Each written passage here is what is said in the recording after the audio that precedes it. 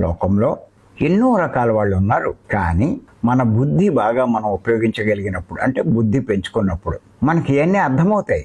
ఎవరు గొప్పవారు, ఎవరిని ఆశ్రయిస్తే మనం ఫలితాలు పొందుతాం అన్నది అర్థమవుతుంది. ఇప్పుడు చూడండి, ఈ యజ్ఞయాగాలు అన్నవి వేదాల్లోనే ఇవ్వబడ్డాయి. కానీ వేదాల్లో, ఉపనిషత్తుల్లో విగ్రహారాధన అక్కడ లేదు. అంతా వేదాలు అన్ని చదివి అర్థం చేసుకోగలిగిన శక్తి ఎవరికీ లేకపోవడం వల్ల పూర్వం నుంచి ఆచారంగా వస్తున్నటువంటి విగ్రహారాధనే అనుసరిస్తున్నారు. కానీ మీరు గమనించినట్లయితే స్వామి దయానంద సరస్వతి గొప్ప పండితుడు కాబట్టి ఆయన వేదాలన్నీ అధ్యయనం చేయడం వల్ల ఆ వేదాల్లో ఉన్నటువంటి యజ్ఞ యాగాలు గురించి తెలుసుకుని వాటిని ప్రోత్సహించారు ఆయన. మరి మన పత్రి గారు ఇంకా గొప్ప స్థితికి ఎదిగి ఉన్నారు కాబట్టి ఆయన ఈ పరబ్రహ్మను ఆశ్రయించగలిగే ఈ శ్వాసమే ధ్యాస మనందరికీ అందివ్వడం జరిగింది. మీ స్థాయి దేన్ని బట్టి ఆధారపడి ఉంటుందంటే మీరు పొందే గురువుని బట్టి, మీరు ఎంచుకునే గురువుని బట్టి మీ స్థాయి ఆధారపడి ఉంటుంది. ఎందుకో నాకు తెలీదు, పత్రి గారికి నేను ఆకర్షితున్నయ్యాను. ఎంతోమంది గురువుల్ని